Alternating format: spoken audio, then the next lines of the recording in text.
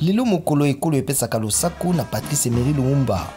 Mibu tukumotoba na moko sima na liwali ya ministre wa Yambo ya ekolo Congo Démocratique Patrice Emery Lumumba atikala ndakisa ya moto ya mpiku ya mboka bongo nini bilenge ya lelo basimba pona ye. Ensemble avec population nyonso to fête ya Emery Patrice Lumumba yango to hôtel maboye présence déjà ya boye congolais nyonso azoye bake lelo eza jour ya indépendance jour ya moto alitaki makasi pona mboka na biso yango to sengi peuple congolais to telema to travailler dire pona mboka na biso to zala toujours na lit ya Emery Patrice Lumumba nde erosenga mboka kende liboso partout dans les provinces wapi bozala toujours na esprit ya kolinga mboka na bino bozala toujours na esprit ya kolinga mboka na biso po mboka tambola malamu.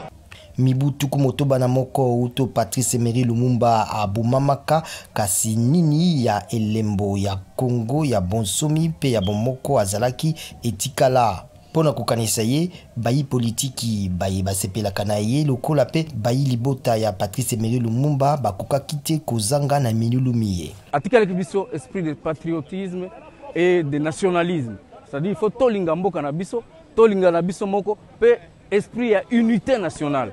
Lumumba était un monsieur qui aimait le Congo uni.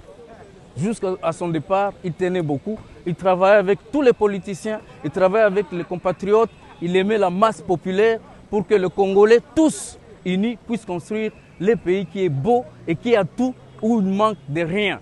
La commémoration Toloba est à 61e année. Il y a assassinat, il y a Emery Patrice Lumumba.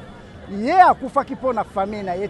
Pona ndako na yete pona onaluwa te kuna nakata kokome akufaki pona mokili mobimba yango wana biso to yawa na ba chef coutumier na ba noko na ba anamongo nyoso parce que azo couvrir monde entier. Nzokande ekolo Congo Démocratique ezali utu mibu ebele na nkokoso mingi na matata ma politiki na mpasi ya nkita na bitumba kati na bana mboka mosika na maye Patrice Emery Lumumba akanisaka.